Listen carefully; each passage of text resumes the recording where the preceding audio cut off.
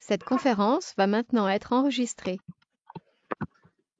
Alors, bonjour à tous et bienvenue à cet événement par Digitemis. Donc, nous allons être ensemble pour environ une heure pendant laquelle nous allons vous présenter, dans le contexte cyber, les services de la police nationale, et plus précisément la police judiciaire. Je laisserai nos invités préciser l'organisation des services de police.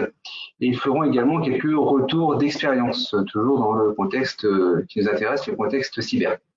Donc pour la bonne organisation de l'événement, vos micros seront désactivés, les questions seront plutôt à faire dans le chat qui est à votre disposition, et nous avons une personne, donc Candice, qui prêtera un œil attentif à toutes vos questions. Alors, on essaiera d'y répondre si possible dans la foulée. S'il y en a trop, plutôt à la fin. On essaiera de faire des regroupements.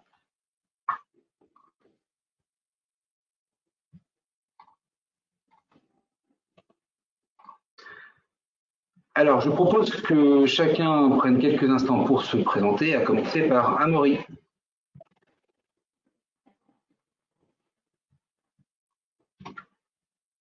Amaury ?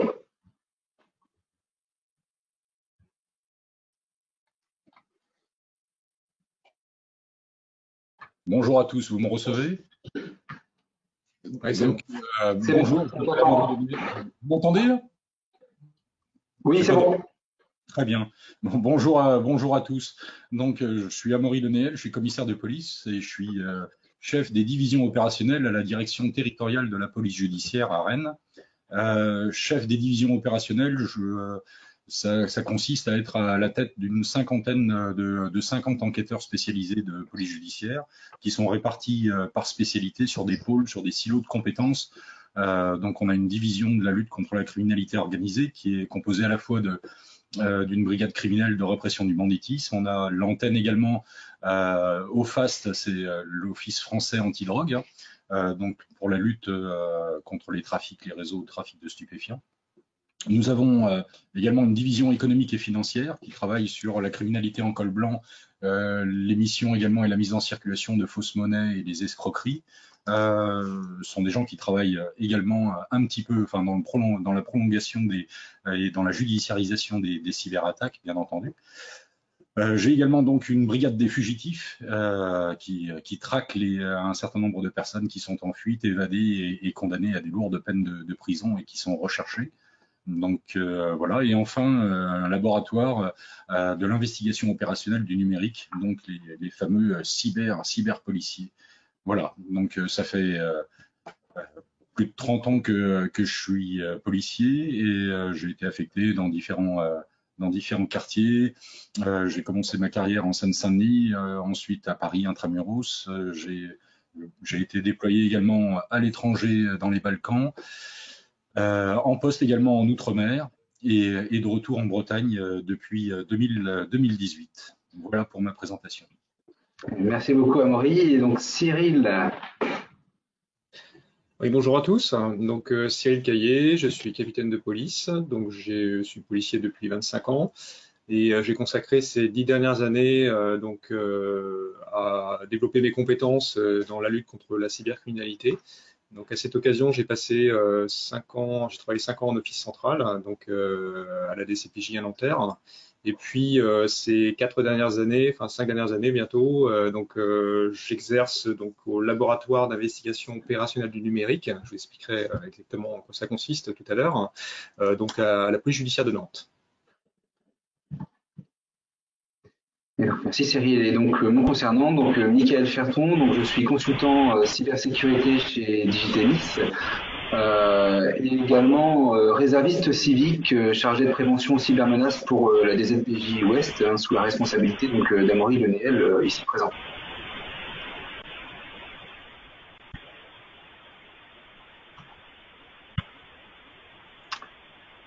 Alors, pour ce qui est de l'agenda, pour ce qui est de la présentation de Digitemis, donc Digitemis porte cet événement. Donc Digitemis, c'est une société de conseil en cybersécurité et en protection des données personnelles, et également un éditeur d'un logiciel SaaS. Donc nous avons une cinquantaine d'employés répartis sur 3 bureaux. le siège social se trouvant à la Merlatière en Vendée. L'agence principale est à Nantes et nous avons également une agence sur Paris. Pour ce qui est de nos services, Digitemis propose des tests d'intrusion, du phishing factice, des audits, alors de plusieurs formes. Hein, on peut proposer des audits organisationnels, des audits de sécurité physique, des audits d'architecture, des audits de configuration, des audits de code, hein, donc là on est sur la partie développement, et des audits de conformité, comme par exemple la conformité à un référentiel tel que le référentiel RGPD. Hein.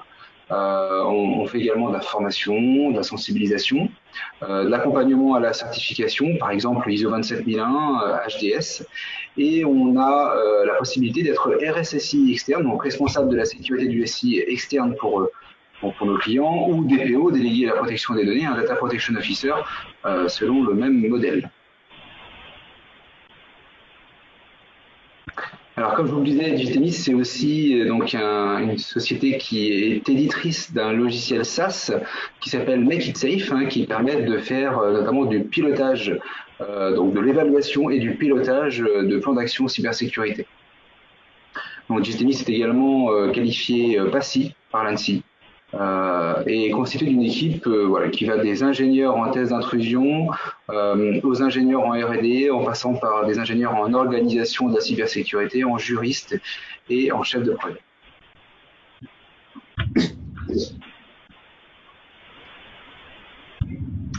Pour ce qui est de nos clients, donc on agit sur tout secteur d'activité, de la PME au gros groupe, hein, et dans tout secteur. Vous voyez tous les secteurs qui sont à l'écran, hein, donc la cybersécurité concerne tout le monde, donc on est en mesure de proposer des accompagnements pour tous les types d'entreprises, tous les secteurs.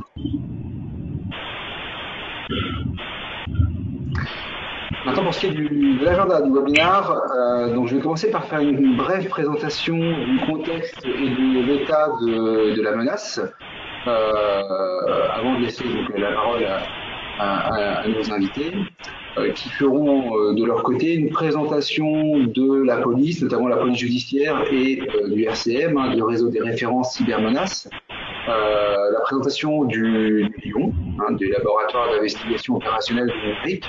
Ils nous font également quelques retours d'expérience et on fera un bilan sur ce qu'il faut retenir et on enchaînera par des questions-réponses en fonction de vos questions, sauf si on a pu y répondre dans la foulée.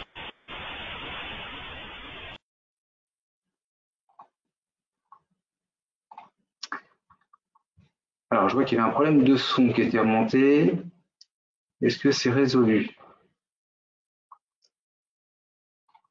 Ça a l'air d'être bon. Je pense que c'est un micro qui n'était pas désactivé.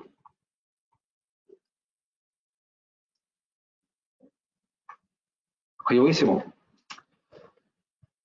Alors, donc, pour ce qui est du contexte et de l'état de la menace.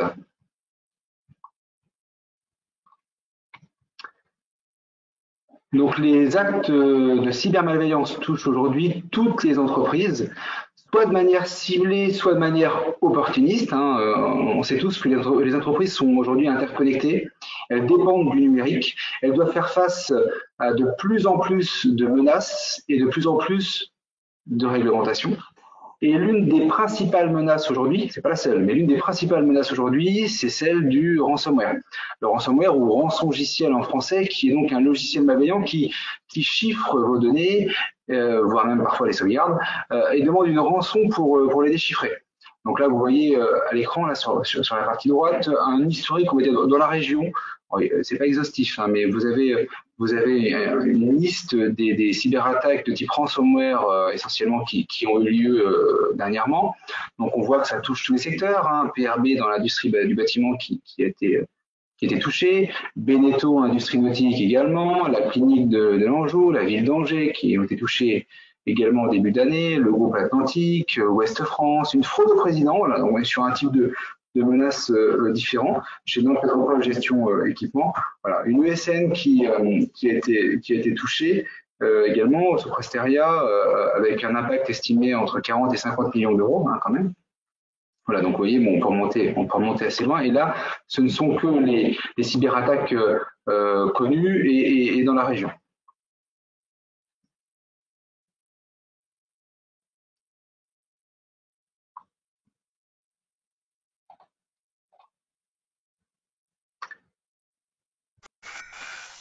Alors, ce qu'on peut constater également, c'est, si on fait un retour sur l'année 2020, la croissance du nombre d'attaques de type ransomware recensées, donc connues, de janvier à septembre. Donc là, on voit qu'on est vraiment sur quelque chose d'exponentiel. Les cybercriminels se sont organisés, ils se sont même professionnalisés et ils proposent même des services de RAS. Alors, vous connaissez probablement le SaaS, le Software as a Service. Eh bien, ils ont inventé le RAS, le Ransomware as a Service. Voilà. Donc aujourd'hui, ils sont en mesure de se fournir des services entre groupes de cybercriminels, chacun a sa spécialité, et certains sont spécialisés en ransomware, certains autres acteurs dans d'autres domaines, et c'est comme ça qu'ils pénètrent plus facilement dans les entreprises. Alors la menace de ransomware, c'est aujourd'hui effectivement la principale menace, mais c'est une menace parmi d'autres. Il y en a d'autres. Donc je vais pas, ça pourrait faire l'objet d'un webinaire complet, donc je vais pas forcément aller plus loin sur ce sujet pour pouvoir justement laisser la parole aux invités.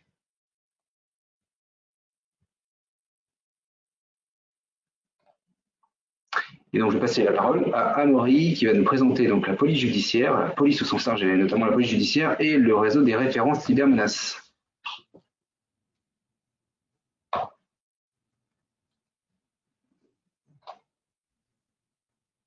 J'attends l'illustration de l'image.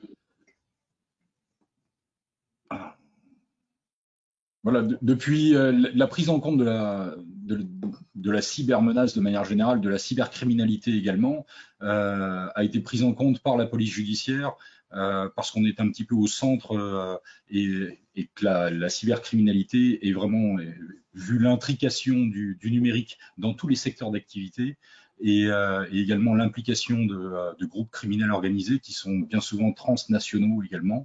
Il était normal que ce soit confié dans un premier temps à la police judiciaire au sein de l'organigramme police pour pouvoir coordonner, effectuer un certain nombre de recoupements et évaluer véritablement la menace. Inutile de vous dire que aucun secteur d'activité, qu'il soit économique, culturel, sportif et autres, de la vie quotidienne, de la vie tout court, n'échappe malheureusement à la cybermalveillance, qu'elle soit dirigée sur les systèmes de traitement automatisé de données ou au moyen des systèmes de traitement automatisé de données pour obtenir un certain nombre de choses à des fins crapuleuses.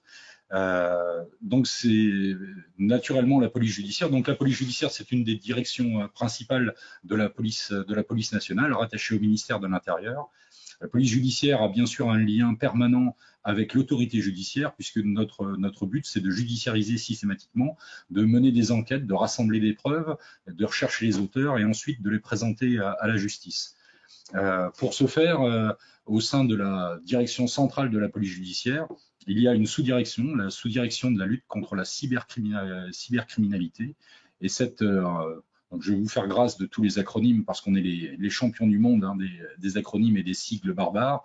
Mais cette sous-direction de la lutte contre la cybercriminalité fédère et est en contact avec tous les échelons de police, de la police judiciaire subdivisés dans les territoires. Donc c'est pour ça que la France est coupée grossièrement en différentes zones est, nord, sud, ouest, les zones de défense. Donc ça représente à chaque fois à peu près un quart du territoire. Ces directions zonales également sont relayées au plus près dans les régions par les directions territoriales de police judiciaire.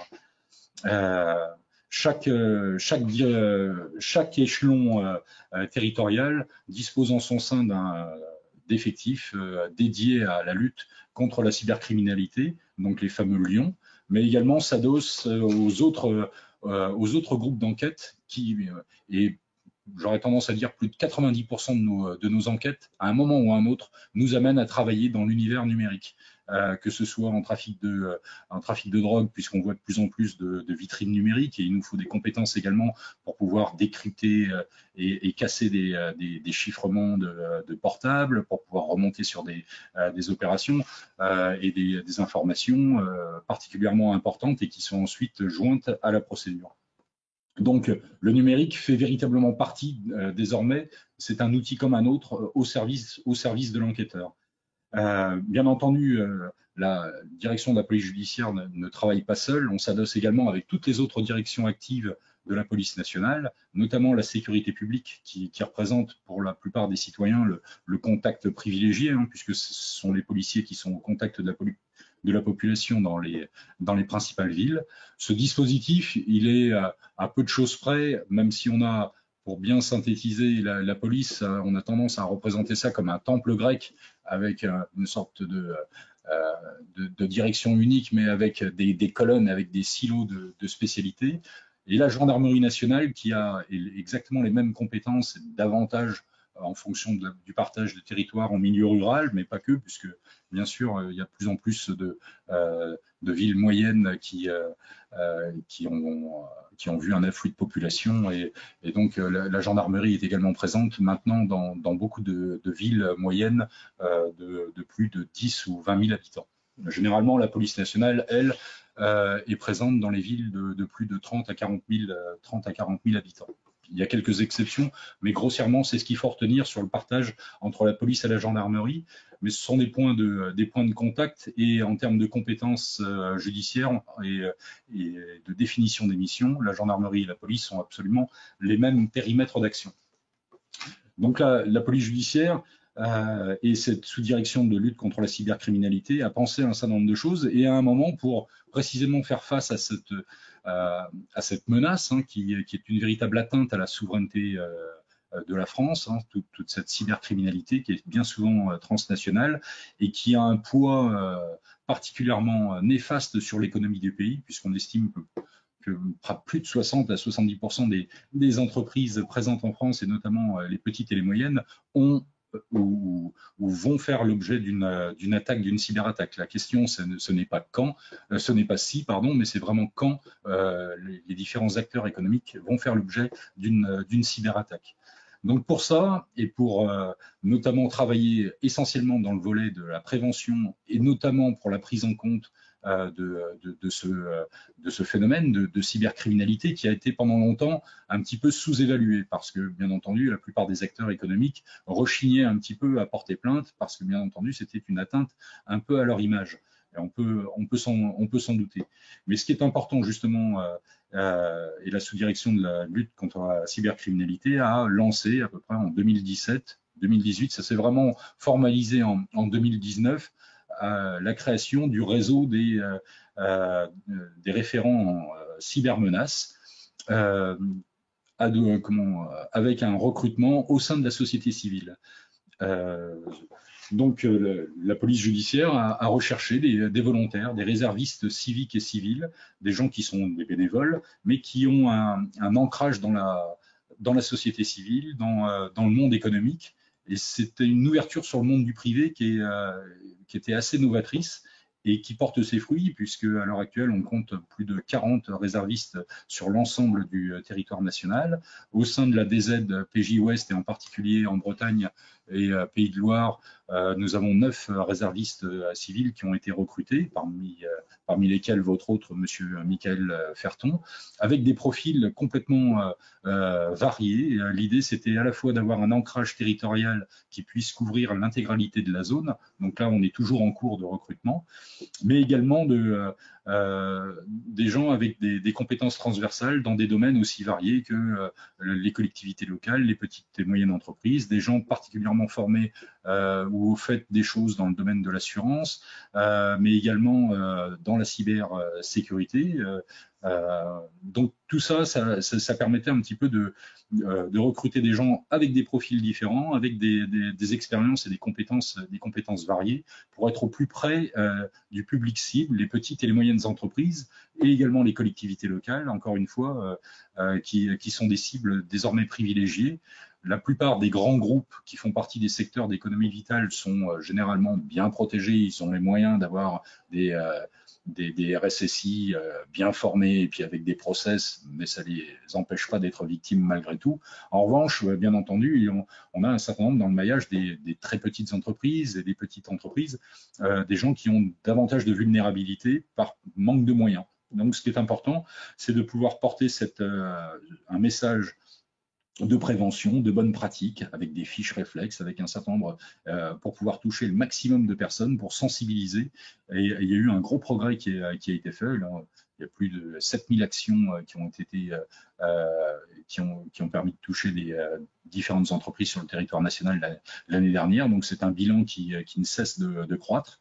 Et c'est important, c'est de pouvoir porter tous les messages en matière de prévention pour pouvoir protéger les gens les plus vulnérables des cyberattaques qui ne manqueront pas d'intervenir à un moment ou à un autre. Donc ça, c'est vraiment cette innovatrice de pouvoir s'appuyer sur des gens issus de la société civile, des gens qui ont vraiment un œil neuf et qui peuvent relayer et disséminer au plus près du territoire et des besoins les bonnes pratiques et la nécessité pour les pouvoirs publics pour mieux conditionner la riposte, de pouvoir obtenir des dépôts de plainte, parce que bien entendu en termes de police, nous on ne peut travailler que dans un cadre légal. On bénéficie d'un certain nombre de techniques spéciales d'enquête dès lors qu'on peut acter et qu'on peut investiguer dans un cadre judiciaire. Donc ça, c'est important. Et s'il y a des questions, je reviendrai volontiers là-dessus. Parce qu'au départ, la police judiciaire était spécialisée dans la traque, notamment des pédophiles sur Internet, sur le Darknet et autres. Pas plus tard qu'il y a 2 jours, on a encore interpellé quelqu'un qu'on avait en garde à vue et qui a été présenté à l'autorité judiciaire. Donc c'est vraiment là le cœur de notre métier. Mais bien entendu, on a développé beaucoup d'autres compétences pour pouvoir traquer et remonter sur les hackers, sur les gens qui s'attaquent au système de traitement de données, qui provoquent pour les petites et les moyennes entreprises, le coût moyen d'une attaque tourne autour de 9 000 €, la moindre attaque. C'est une moyenne et toutes les entreprises ne peuvent pas se permettre de rétablir leur système. Donc c'est vraiment important qu'on puisse être au plus près, encore une fois, de la population et des acteurs économiques. Et le RCM, de ce point de vue-là, réussit, et les réservistes qui sont en contact avec le monde économique portent cette parole, réussissent à convaincre les gens de déposer plainte. Ça permet de mieux évaluer la menace. C'est également maintenant une obligation qui s'impose dans le cadre du règlement général de protection des données. Donc voilà, il faut déposer plainte. De manière générale, on essaye d'éviter la publicité, hein, ça c'est important à des fins d'image, mais pour nous c'est vraiment vital de pouvoir bénéficier d'un dépôt de plainte pour ensuite travailler, récupérer des données, faire des recoupements, travailler ensuite à la fois avec d'autres agences en France, parce qu'il y a beaucoup d'acteurs qui travaillent sur la cybercriminalité, mais également à l'étranger, et on bénéficie d'un réseau avec Europol en particulier, avec Interpol également, pour pouvoir poursuivre des enquêtes. Et dans le cadre de la coopération internationale, on obtient également des résultats, et j'en parlerai volontiers tout à l'heure si l'occasion m'en est donnée. Voilà pour la présentation, j'espère avoir été clair et pas trop rébarbatif. Merci beaucoup, Amaury. Et maintenant, on va passer à la présentation du Lion par Cyril Caillé.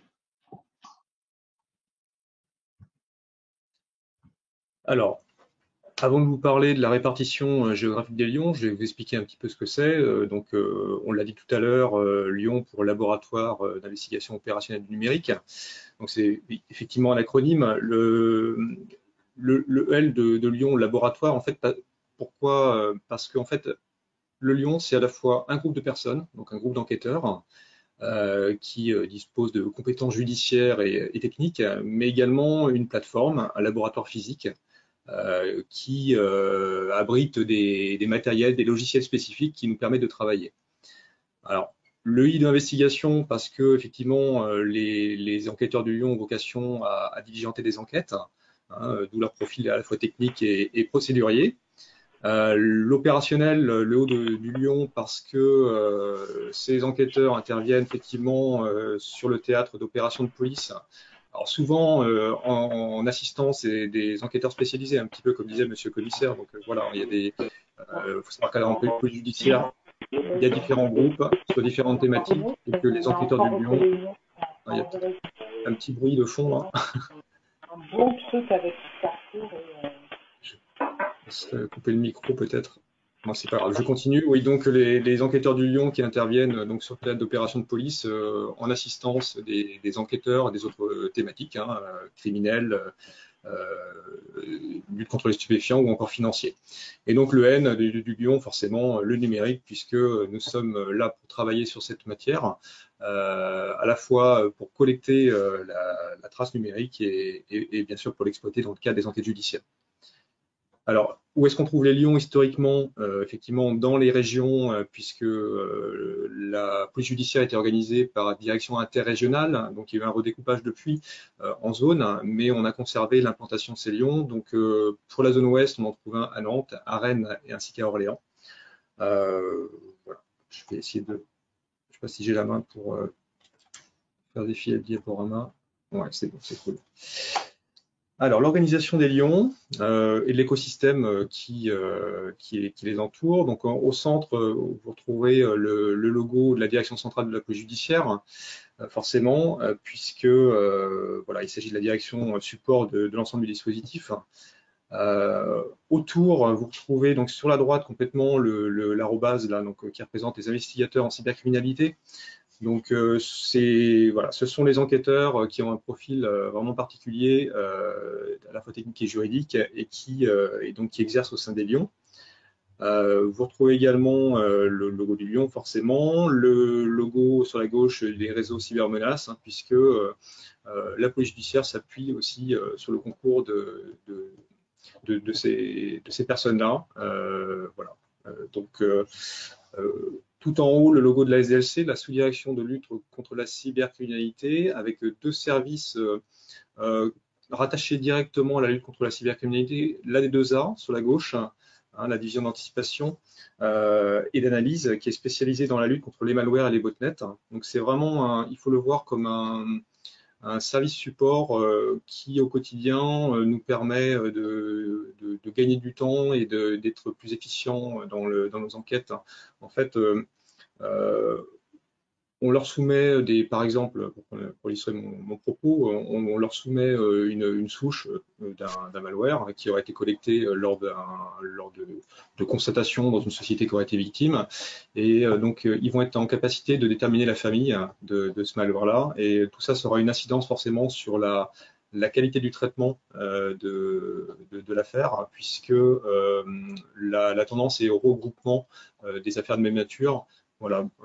Pourquoi diligenter une vingtaine ou une trentaine d'enquêtes sur le territoire national alors qu'on a affaire au même groupe de groupes malveillants en fait. Donc dès qu'on a une famille qui est identifiée, la tendance est à grouper justement ces dossiers-là pour n'effectuer qu'une seule enquête.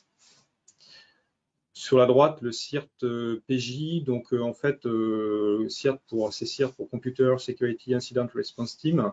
Donc ça fait partie de la communauté des centres de réponse à incidents et ils sont là pour veiller, alerter et effectuer de la réponse donc, aux attaques informatiques. Donc c'est également un service sur lequel on s'appuie.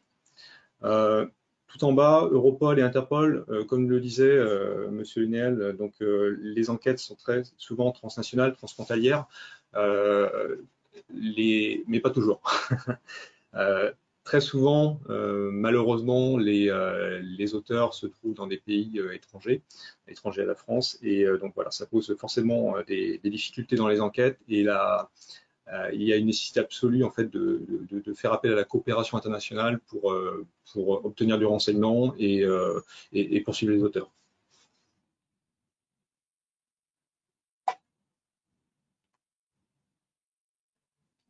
Alors, je reprends la main. Alors les enjeux, quels sont les enjeux autour de la création de ces lions et de toute cette organisation? Donc voilà, tout d'abord, la volonté était de moderniser en fait la lutte contre la cybercriminalité, hein, d'innover, de s'ouvrir vers le privé. Donc tout ça c'est concrétisé effectivement par l'organisation, la mise en place des réseaux cybermenaces, mais pas que. Hein, il y a aussi des partenariats avec des personnes qui viennent du privé, qui sont embauchées de manière contractuelle pour nous apporter leur savoir et renforcer notre efficacité. Un autre enjeu était également d'avoir un pilotage stratégique et opérationnel qui est exercé par la sous-direction de lutte contre la cyber. Rappelez-vous donc tout à l'heure sur le schéma précédent. Donc ça se traduit par des achats de matériel, des renouvellements de licences, voilà, une véritable stratégie mise en place pour que les cyber-enquêteurs aient à leur disposition des outils adaptés pour exercer leur métier. Il faut savoir, tout à l'heure, je vous expliquais que le Lion, c'était un groupe de personnes, mais également un laboratoire. Donc, il faut le voir un petit peu réparti sur le territoire national. En fait, chaque cyber-enquêteur dispose dans ses laboratoires d'un environnement de travail qui lui est familier, puisqu'en fait, la volonté est vraiment de normaliser les outils et qu'un enquêteur de la PJ, un ICC de la PJ qui irait travailler à Marseille, par exemple, retrouve son même environnement de travail dans le Lion de Marseille et qu'il, voilà, tout ça pour, vous imaginez bien, lui faciliter la tâche et augmenter son efficacité. La systématisation, alors ça concerne, donc c'est un autre enjeu, le but est effectivement de mettre en place une doctrine visant à systématiser le recueil de la preuve numérique. Comme j'aime le dire, il y a quelques années, ça remonte à déjà pas mal d'années, on a commencé à relever la trace papillaire. C'était l'époque Bertillon et on a trouvé que dans les enquêtes de police judiciaire notamment, il y avait un intérêt à relever la trace papillaire. Puis on a découvert l'ADN et ce que ça pouvait apporter dans les enquêtes. Aujourd'hui, on est à l'ère du numérique et de la même manière, il faut systématiser le recueil de cette preuve numérique en fait, qui doit permettre de révéler des éléments positifs ou négatifs d'ailleurs. Hein. Les enquêtes se font à charge ou à décharge, mais en tout cas d'avoir une meilleure compréhension des faits.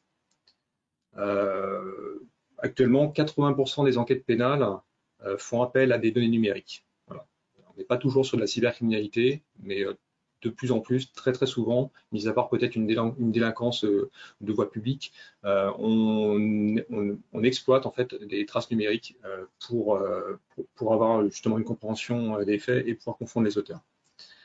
L'accélération est également un autre enjeu. Il faut rationaliser et amplifier donc les capacités des services pour réaliser les enquêtes cyber. Donc là, on est vraiment dans l'enquête pure, l'enquête cyber pure, donc en augmentant le maillage territorial. Donc, on l'a bien compris, l'implantation des Lions dans les différentes zones de France pour avoir cette structure, ce maillage de plus en plus fin avec ces ICC. Pour ce qui est des enjeux de normalisation, c'est important. Pour sécuriser notre travail, nous avons besoin d'une doctrine qui soit à la fois validée et fiabilisée. Hein, donc on ne fait pas n'importe quoi, n'importe comment. C'est pas lorsqu'on saisit par exemple et puis qu'on exploite un téléphone, il y a des règles. Il y a des règles de préservation de la preuve. On est vraiment sur une preuve judiciaire, une preuve numérique certes, mais une preuve judiciaire. La difficulté, c'est qu'une preuve numérique contient des données volatiles, hein, autant une trace papillaire par exemple qui est collectée sur une scène de crime ou alors un objet qui est saisi va normalement ne pas trop évoluer dans le temps et on va pouvoir la sécuriser de manière durable, autant une preuve numérique elle a un caractère volatile.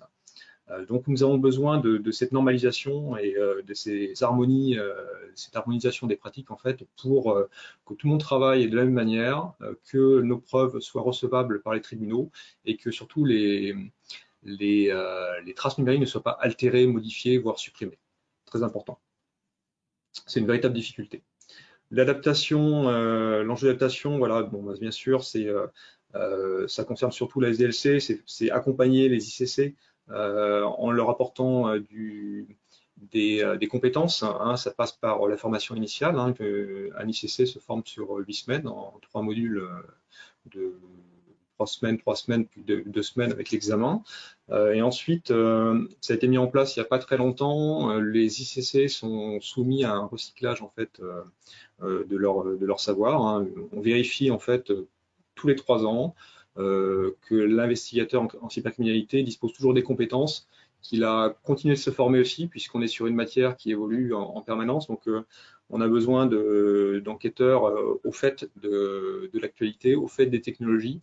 Donc, voilà, ce recyclage a cette vocation-là. Ça se passe sur 80 heures, quoi, donc c'est pas anodin. Et c'est obligatoire.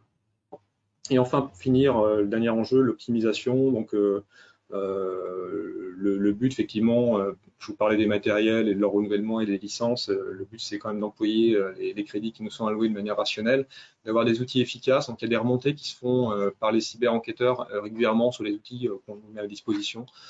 Donc, s'il y a des difficultés, si les outils sont moins performants, on peut faire remonter ces informations pour qu'on nous propose autre chose, des outils plus adaptés. Voilà, tout ça dans le but d'optimiser les pratiques.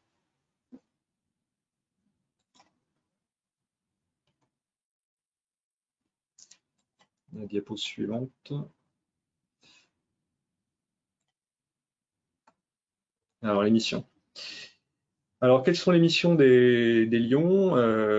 Bon, ça va reprendre un petit peu ce que je vous ai dit, mais bon, sur les scènes de crime, hein, ce que je vous expliquais, donc c'est à la fois la collecte des traces numériques sur les scènes de crime, quelles qu'elles soient, hein, que ce soit des scènes de crime numériques.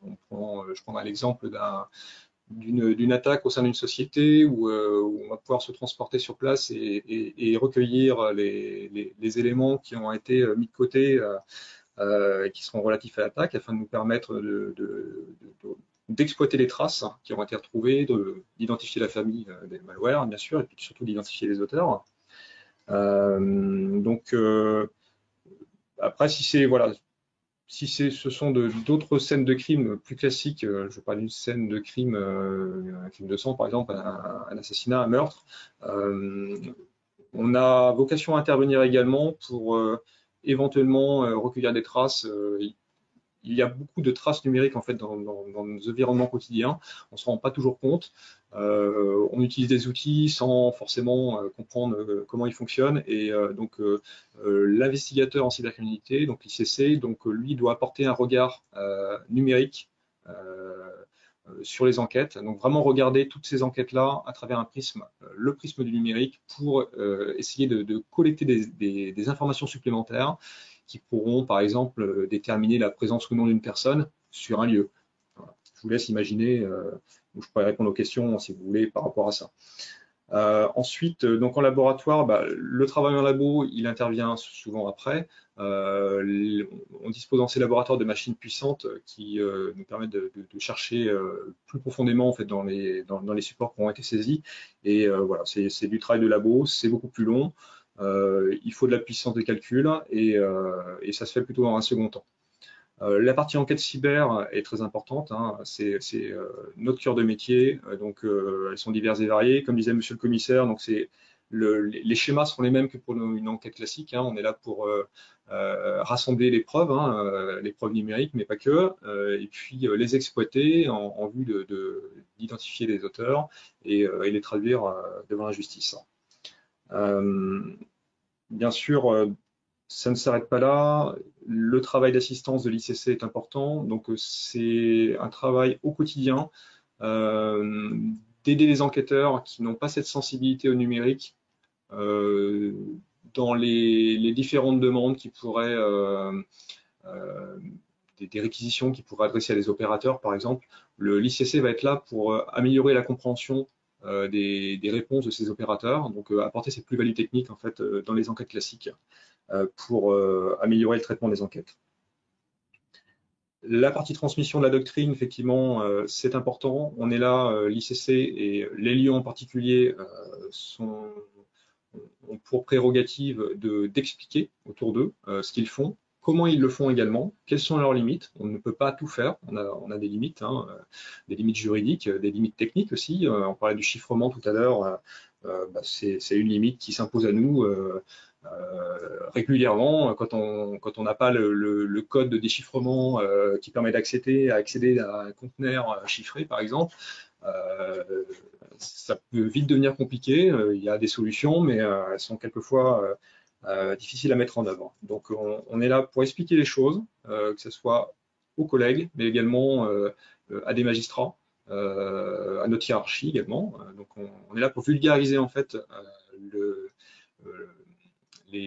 cœur de notre métier autour de nous, à tout l'écosystème en fait, pour justement fluidifier les échanges et avoir de meilleurs résultats. Des actions de formation également font partie de notre mission. Alors ça peut c'est pas des actions de formation comme on pourrait, enfin, rien de scolaire là-dedans, hein, c'est surtout de la sensibilisation au quotidien. Ce que je suis en train de faire actuellement, c'est-à-dire intervenir publiquement pour expliquer ce qu'on fait, voilà, c'est également une action de formation. Et enfin, le développement des réseaux, donc très important aussi. Les ICC, il y en a à peu près 850 en France actuellement. Il faut le voir comme bon, on est tous policiers, hein, bien sûr, mais il faut le voir comme quelque chose euh, pour être efficace et pour le rester surtout, il faut échanger. Donc il y a des réseaux, il y a des forums qui ont été mis en place qui permettent aux ICC d'échanger des pratiques, d'échanger des tutos, d'échanger voilà, des choses qu'ils auraient découvertes qui permettent de contourner les problèmes. Donc voilà, cette notion de réseau est très importante, nécessaire, surtout sur des matières comme les nôtres.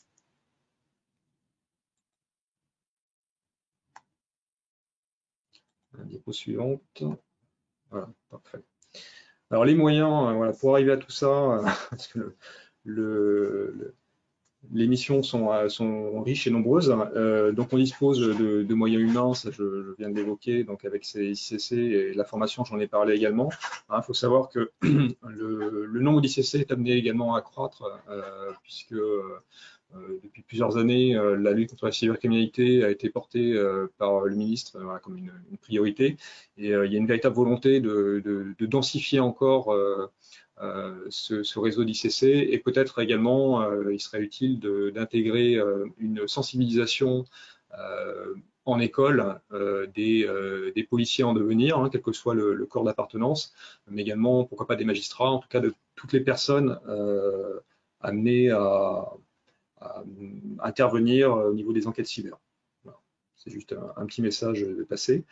Les moyens matériels, donc je l'ai évoqué, j'ai parlé de machines puissantes, bon, ce sont des machines du commerce, hein, mais des choses avec des configurations un peu sérieuses, des logiciels vraiment spécifiques, alors pour la téléphonie, hein, puisque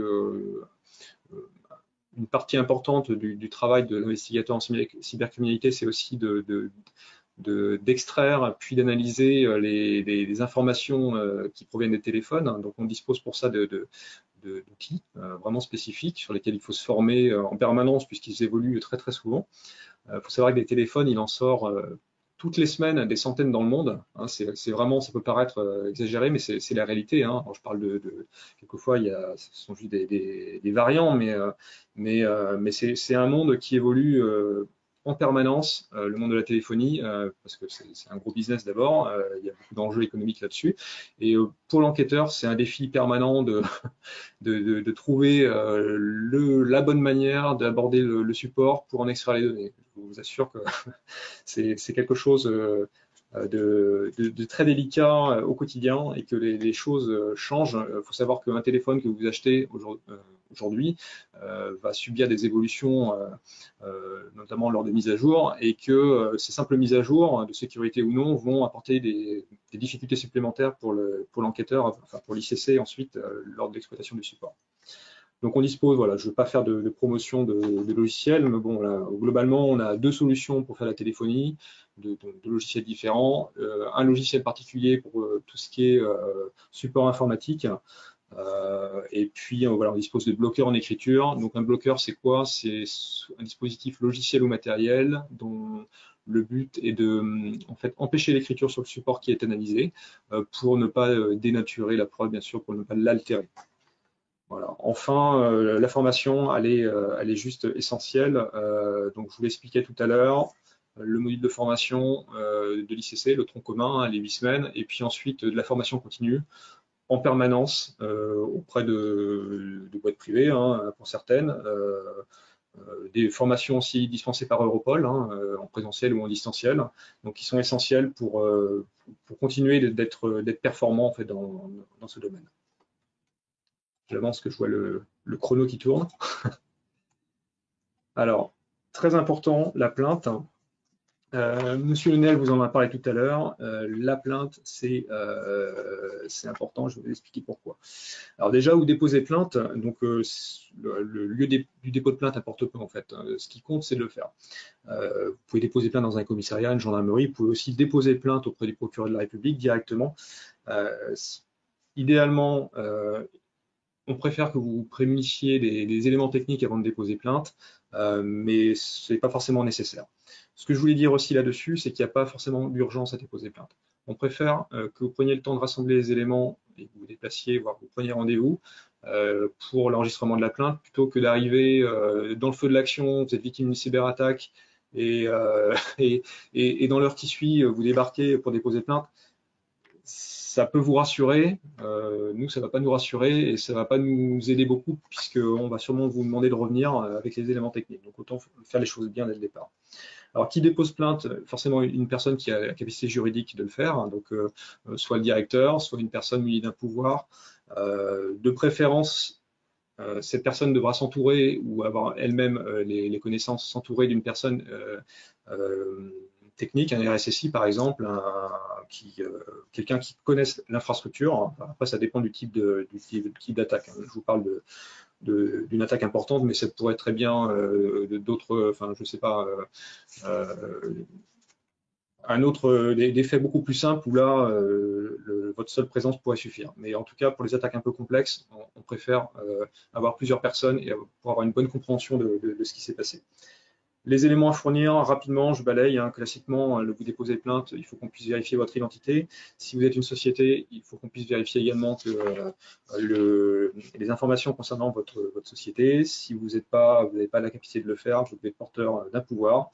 On aura besoin de différents éléments pour faire l'enquête, de l'IP public de la société, la cartographie de l'infrastructure, d'un certain nombre d'informations, des journaux de connexion pour comprendre ce qui s'est passé, identifier les machines attaquantes, pouvoir investiguer ensuite dessus.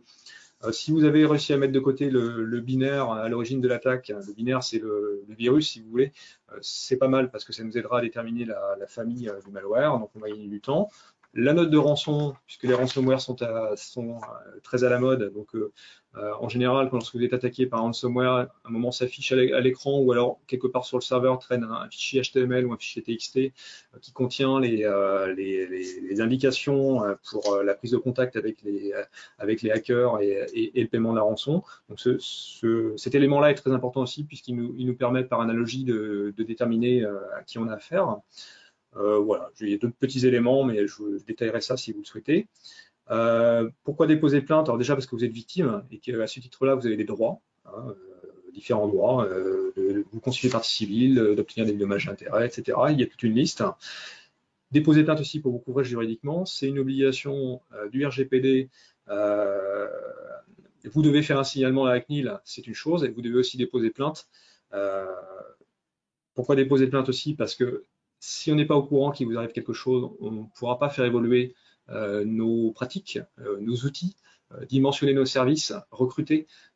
Donc, je comprends voilà, la frilosité de certains à rendre public ce qui leur arrive. Maintenant, si dans les statistiques, les chiffres indiquent qu'il ne se passe pas grand-chose, il y a fort à parier que nos directeurs ne nous donnent pas forcément de moyens pour enrayer le phénomène.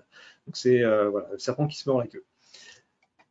Voilà, je pense que maintenant, je vais laisser la main à Michael avant de peut-être passer sur... Oui. Merci Thierry. Alors on va passer maintenant à la partie retour d'expérience. Alors on a quelques questions, on y reviendra après. Donc pour ce qui est du retour d'expérience, donc on l'a évoqué, donc les actes de cybermalveillance vont de l'acte isolé, hein, du célèbre étudiant dans sa chambre, hein, comme on aime l'appeler, à l'attaque organisée avec des cybercriminels qui se sont professionnalisés. Amaury, Cyril, est-ce que vous pourriez évoquer chacun à votre tour, peut-être à commencer par Amaury, un ou deux cas concrets, un ou deux retours d'expérience? Oui, tout à fait. Donc, au niveau local, en fait, on peut distinguer à la fois les attaques les différents profils, hein, soit de faible intensité, presque des attaques de proximité, avec jusqu'au haut du spectre des groupes criminels organisés. Là, il y a pas très longtemps, donc ça c'était au mois de janvier, on a ici à Rennes un établissement scolaire qui a fait l'objet d'une attaque sur son serveur et notamment ses pages pédagogiques avec des accès bloqués. Donc il y avait un giga qui avait été introduit par un élève. Donc l'enquête a été relativement rapide, hein, puisqu'on a pu avoir accès au moteur de recherche et ensuite on a rapidement pu identifier en fait un élève de terminale qui avait donc réussi à bloquer et à introduire donc un malware, à bloquer la page pédagogique et ensuite en réclamant bien sûr et en faisant valoir une demande de rançon payable en bitcoin. Donc on a pu l'identifier, il a été placé en garde à vue, il a reconnu l'intégralité des faits. Le préjudice est quand même élevé à 15 000 euros. C'est ce que ça a coûté à cet établissement scolaire pour rétablir et réparer le système qui avait été infecté. Sur le profil, là, on a vraiment un gamin de 18 ans qui était en terminale ST2D, voulant travailler après dans l'informatique. Alors ça, c'est quelque chose d'assez fréquent en termes de profil, où on a effectivement ce genre de geeks qui s'amusent parfois plus par défi qu'autre chose. Ils appartiennent pas à des réseaux criminels, mais ils commettent beaucoup d'attaques.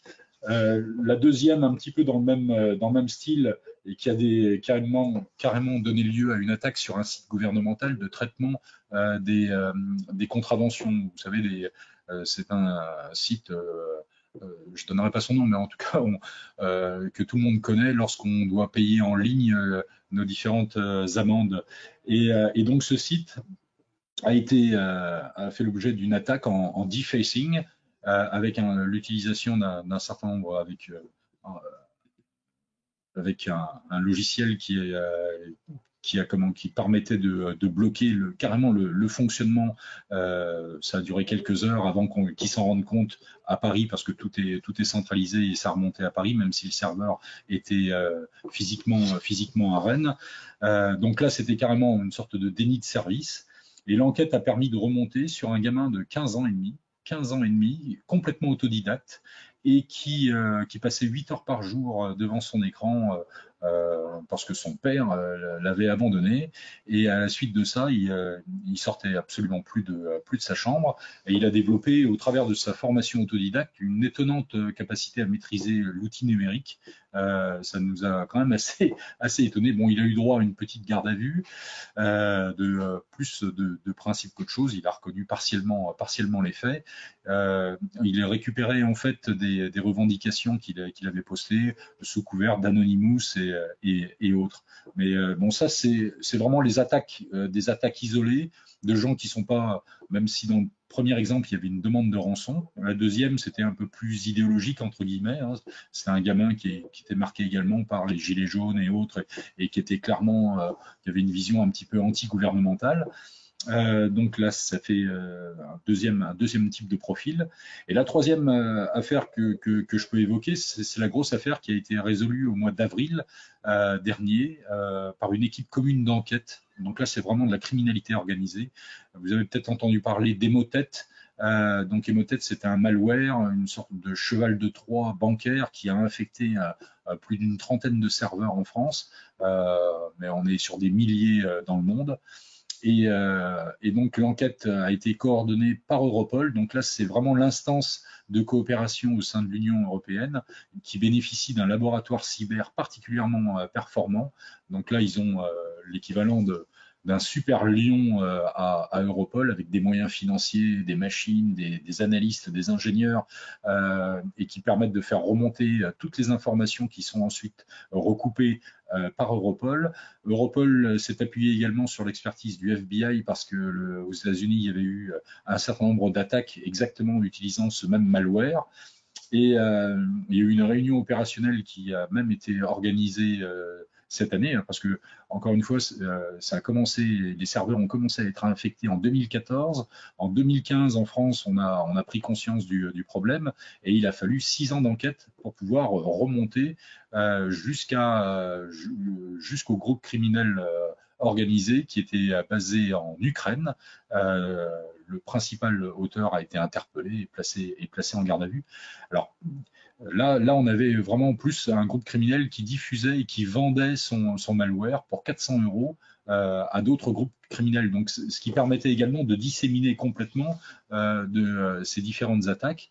Donc, qui permettait également de multiplier des leurres avec une sorte de phishing classique, hein, mais en utilisant des retours de mail, en utilisant des factures, en utilisant des avis d'expédition, et voire même des informations sur le Covid. Et dès lors que les gens cliquaient sur les liens, immédiatement, ils se faisaient hameçonner. Donc ça, c'est faut être encore une fois particulièrement méfiant, même sur l'apparente banalité d'un mail et autres. Ça fait vraiment partie des réflexes, des bons réflexes d'identification des interlocuteurs sur Internet, et puis surtout jamais bien sûr cliquer sur des liens dont on ne connaît pas la nature. Voilà, donc là on est vraiment dans le haut du spectre avec des hackers, avec des gens de l'Est en Ukraine particulièrement. L'Ukraine et la Russie sont souvent le théâtre. En tout cas, ils abritent énormément de hackers, à la fois pour des groupes criminels organisés et également, bien sûr, pour des attaques un peu plus institutionnelles, même si elles sont masquées par des acteurs privés. On peut penser que derrière, les services secrets sont pas très très loin lorsqu'il s'agit de perturber des élections, que ce soit aux États-Unis ou ailleurs. Maintenant, ces attaques qu'on impute aux Russes, j'imagine, enfin ça c'est vraiment classique, hein, dans les différentes compromissions, c'est des luttes entre États, et je pense qu'en la matière, le cyberespace est vraiment un nouvel espace de lutte de pouvoir, et l'utilisation du numérique, parfois malveillant, c'est également une arme qui est utilisée par les États. Voilà ce que je pouvais vous dire pour illustrer un petit peu nos propos. Merci beaucoup, Amaury. Cyril, est-ce que tu as quelques éléments à communiquer avant qu'on puisse conclure et répondre aux quelques questions qui sont arrivées?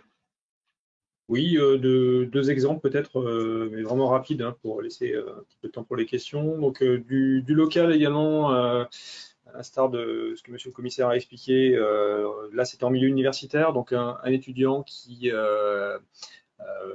en informatique, hein, passionné par cette matière-là, qui avait exploité une vulnérabilité sur une machine de professeur qui était mise à disposition des élèves le soir, pour qu'ils puissent travailler. Normalement, leur accès ne leur permettait pas d'installer de nouveaux logiciels, sauf qu'en exploitant une vulnérabilité Linux, cet élève brillant était parvenu à installer un keylogger, et donc puis à récupérer forcément les identifiants des professeurs qui passaient derrière. Ensuite, forcément, avec ces identifiants, il a pu se connecter sur les différents outils pédagogiques à disposition des professeurs pour effectuer tout un tas de nuisances allant de la suppression de données à la modification de notes, ce genre de choses. Donc, bon, il a été identifié, bien sûr, et rapidement confondu, puisque alors c'était plus là une partie enquête classique au départ, puisqu'en déterminant la présence des uns et des autres au moment où, à la fois de l'installation, de la compromission déjà de l'ordinateur, puis de l'installation des keyloggers, on a pu par recoupement faire un focus sur cette personne-là qui a reconnu les faits. Et là, le deuxième exemple que je voulais prendre, qui est intéressant aussi, donc c'était le casier judiciaire national, donc qui est basé à Nantes, hein, qui a fait l'objet d'une attaque il y a quelque temps. Très curieusement, alors on a collecté les informations, etc.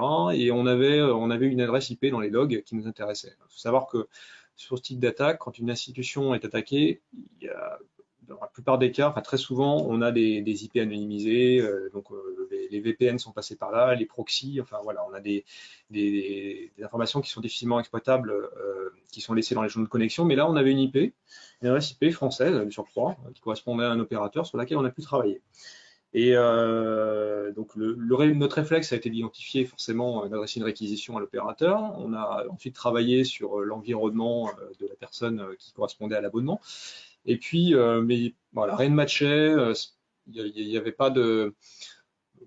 On va dire que le profil des personnes qui habitaient à cette adresse-là ne correspondait pas à ce qui avait été, au fait qui avait été constaté, mais bon, on peut toujours se tromper.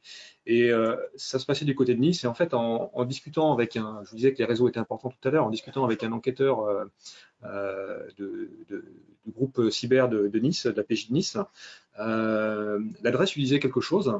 Et il me dit, ah, c'est bizarre, hein, peut-être une coïncidence, mais à cette adresse-là, il y a quelques semaines, on a interpellé un type là, qui était étudiant en médecine et qui, donc, dont la passion était justement de faire du testing, hein, soit voilà, de tester des techniques de hacking, hein, et puis, enfin voilà, c'était vraiment son hobby. Et en se renseignant un petit peu plus, on s'est rendu compte que moi, la famille que j'avais identifiée et ce gars-là qui avait été serré dans une autre affaire habitait à la même adresse, mais surtout l'appartement l'un au-dessus de l'autre. Donc ça devenait de plus en plus intéressant. Et au final, en s'imprégnant en fait des investigations qui avaient été faites dans d'autres dossiers concernant celui qui avait été interpellé, on s'est rendu compte qu'il utilisait, puisque sa machine avait été donc analysée dans le cadre de la première affaire, on s'est rendu compte qu'il utilisait, il avait piraté en fait l'accès Wi-Fi de ses voisins, accès Wi-Fi qui ne devait pas être assez bien protégé, et en fait il utilisait cette connexion-là pour commettre ses forfaits. Et voilà, dans le cas qui nous intéressait, c'est exactement ce qu'il avait fait, hein. Donc avant de s'attaquer, de tenter de forcer, en fait, c'est une attaque en brute force, de s'attaquer au système de traitement automatisé de données du casier judiciaire, il s'était auparavant dissimulé derrière l'adresse IP de ses voisins, ce qui ne nous a pas empêché de le retrouver, mais tout ça pour dire qu'il ne faut pas toujours se fier aux apparences. Donc voilà pour les exemples que je voulais partager avec vous. Merci beaucoup, Cyril. Alors, je vois qu'on est arrivé à la fin du délai qu'on s'était fixé. Alors, pour ceux qui ont encore quelques instants à nous consacrer, donc ce qu'il faut retenir, il y a une menace, pour commencer, une menace qui s'accentue, hein, on l'a évoqué. Il y a une croissance du nombre de cyberattaques, un grand nombre de menaces. Ce qu'il faut retenir également, c'est qu'il y a une réponse qui s'organise, qui est organisée par les acteurs publics, mais également les acteurs privés, qui proposent aujourd'hui des réponses à ces menaces. Et enfin, ce qu'il faut également retenir, c'est qu'il y a une nécessité de déposer plainte, hein, il ne faut pas qu'il y ait de tabou, il n'y a pas de honte à subir une cyberattaque. Il faut parvenir à judiciariser les actes de cybermalveillance, hein, car ces actes ne doivent pas rester impunis. Et je vous propose de passer aux questions. Effectivement, Michael, il y a pas mal de questions et on va pouvoir éventuellement y répondre sur un certain nombre. Alors j'en ai la liste, Amaury, sous les yeux.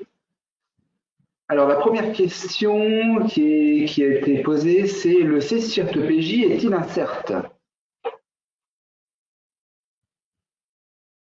Alors Cyril, peut-être que c'est plus pour toi. Alors, moi je ne fais pas vraiment de différence entre les deux. Pour moi, les CERT et les C-CIRT et les CERT ont les mêmes missions, sont des centres d'alerte, des centres de veille qui font de la réponse à incident, qui réagissent aux attaques. Donc, voilà. S'il y a une nuance entre les deux, je ne la connais pas. En tout cas, pour la PJ, c'est un C-CIRT. Ça, c'est ce que je peux vous dire. On a une autre question. Comment poursuivre des hackers chinois ou russes? C'est ce que j'évoquais tout à l'heure. C'est bien entendu dans le cadre de la coopération internationale.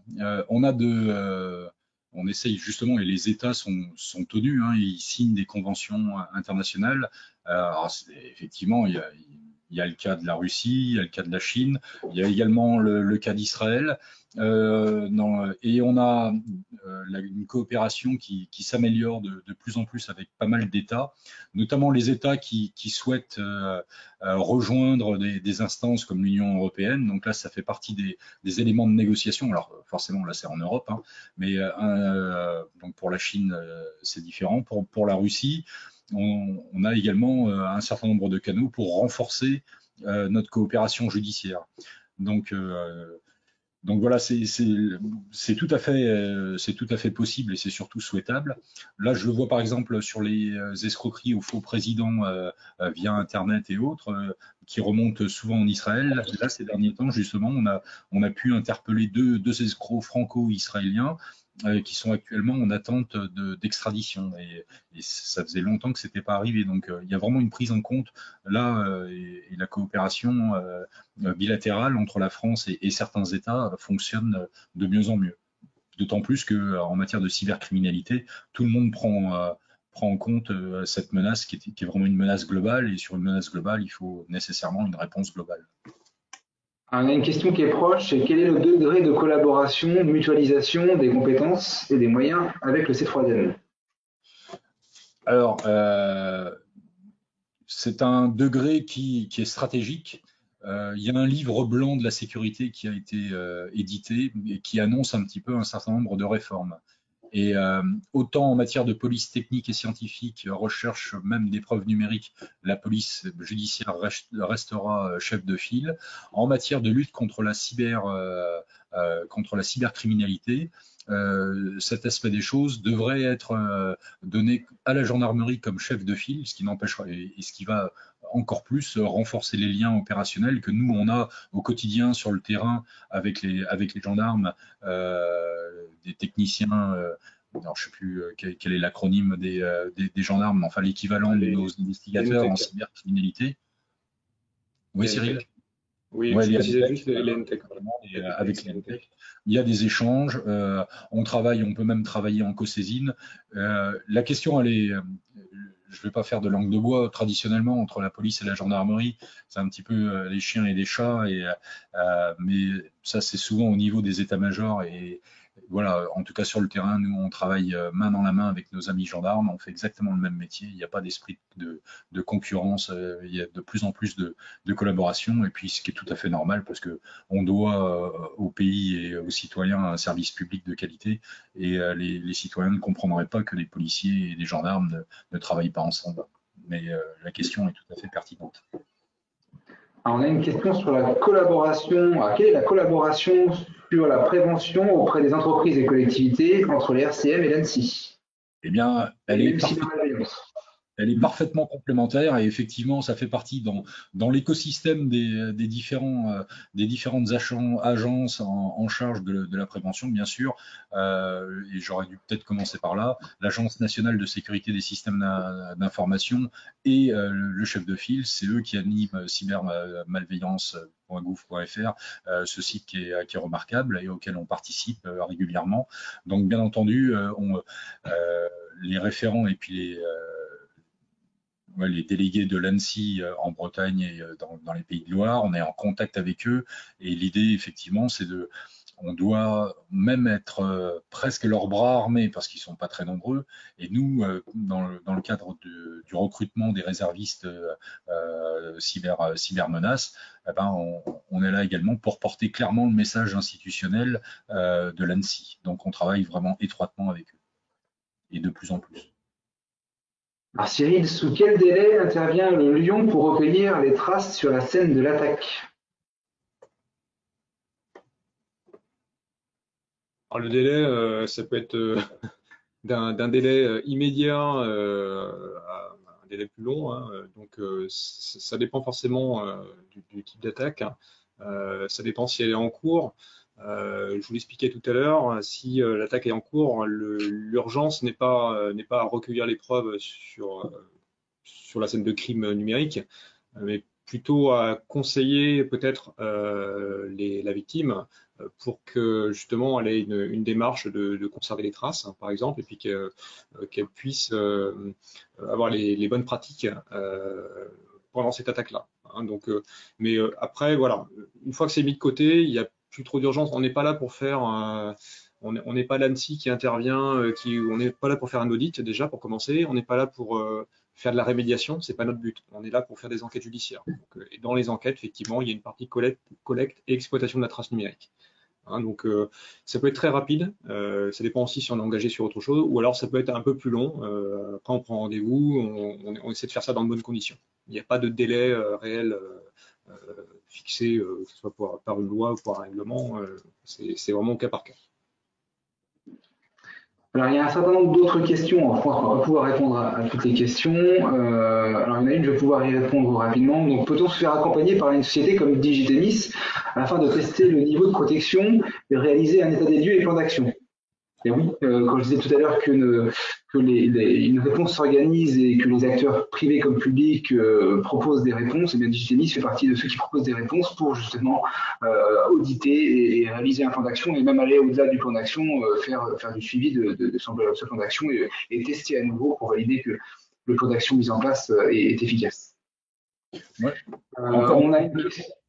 En complément, Michael, en matière de cybersécurité, c'est exactement la même chose qu'en matière de sécurité tout court. Alors, et la prévention situationnelle, l'audit, réussir, ça, c'est ce que pratiquement tout le monde devrait faire dès lors qu'il est confronté à ce problème. Alors, on a Candice qui vient de publier un message là dans le chat. Pour ceux pour lesquels on n'a pas pu répondre aux questions, n'hésitez pas à nous contacter à l'adresse contact@digistemis.com, elle va apparaître à l'écran. Et si ça concerne directement la police nationale, plutôt à l'adresse cybermenace-ren@intérieur.gouv.fr. Alors, peut-être répondre à une ou deux questions supplémentaires. Ouais. Il y en a une qui est importante, enfin elles le sont toutes, hein, mais si tu me permets, Michael, oui, complètement, vas-y. La question d'Églantine sur le paiement de la rançon, quelque chose qu'on n'a pas évoqué dans notre propos là. Effectivement, elle demande si est-ce que la solution c'est de payer toute une partie de la rançon, s'il y a des cas où il ne faut pas payer, est-ce que les données peuvent être récupérées. Justement, on peut donner justement un retour d'expérience là-dessus. La consigne institutionnelle, c'est de ne pas payer la rançon. Alors pourquoi on dit de ne pas payer la rançon si ça permet de retrouver ces données? Parce qu'on a constaté que dans beaucoup de cas, si vous payez la rançon, vous êtes réattaqué derrière. Déjà, ça c'est un premier point. Deuxièmement, si vous payez la rançon, rien ne vous dit que vous allez récupérer les données. Beaucoup de cybercriminels, de groupes de cybercriminels s'adonnent aux attaques par ransomware. Certains ont une certaine éthique avec une ligne de conduite, malgré le fait que ce soit des délinquants, en restituant, en donnant les clés de déchiffrement pour récupérer les données, mais d'autres n'ont pas du tout cette éthique-là et en fait vont prendre l'argent et vous n'aurez plus de nouvelles de leur part, quoi. Donc, partant de ce postulat, on ne peut pas conseiller aux entreprises ou aux particuliers de payer. Il faut vraiment ne pas payer et bien sûr, avant tout ça, avant d'être attaqué, avoir des bonnes pratiques, faire des sauvegardes, etc., etc. Mais ça, on pourra répondre à vos questions, vous donner des conseils là-dessus. En complément, Cyril, en ce qui concerne les ransomware, ce qui est important, c'est que dès le dépôt de plainte, on va poser la question à l'entreprise si elle accepte que la police puisse négocier. Et donc l'idée pour nous en tant que négociateurs auprès des hackers, bien entendu, c'est absolument pas d'aboutir sur un paiement, mais de nous permettre sous couvert, et ça c'est une technique spéciale d'enquête puisqu'on parlera au nom de la victime dès lors qu'elle l'aura accepté, hein, et on pourra éventuellement utiliser un certain nombre de techniques pour pouvoir remonter dans la mesure du possible et identifier le hacker. Donc ça, c'est une possibilité qui sera offerte.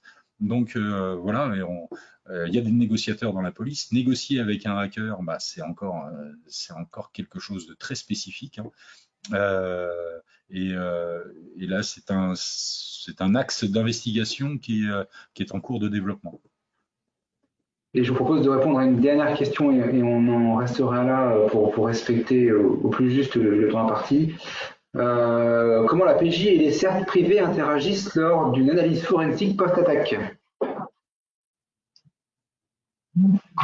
Alors, c'est peut-être plus pour toi, Cyril.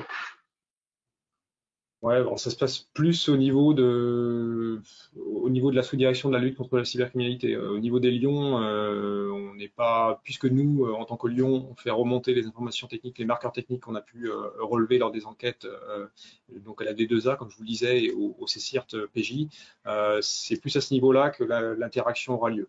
Je ne peux pas vous parler, vous en parler, mais ce que je peux vous dire, c'est que c'est un réseau, les CERT collaborent les uns avec les autres, hein. On est sur, et d'ailleurs,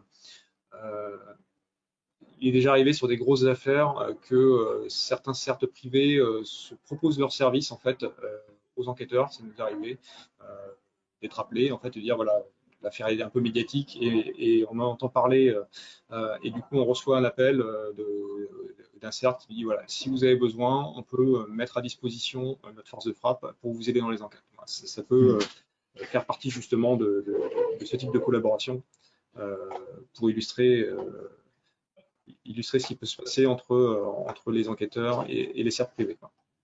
Et ce qu'il faut également en retenir, je peux me permettre de compléter, Cyril, c'est que le bénéfice, parfois, il peut être immédiat pour l'entreprise. Parfois, il n'est pas immédiat, mais on est dans un effort collectif de remonter un certain nombre d'informations à la police. Et on l'a vu tout à l'heure, il y a des coupures de journaux qui en parlent. Il y a des démantèlements qui sont faits parce que, justement, un certain nombre d'acteurs ont remonté des traces.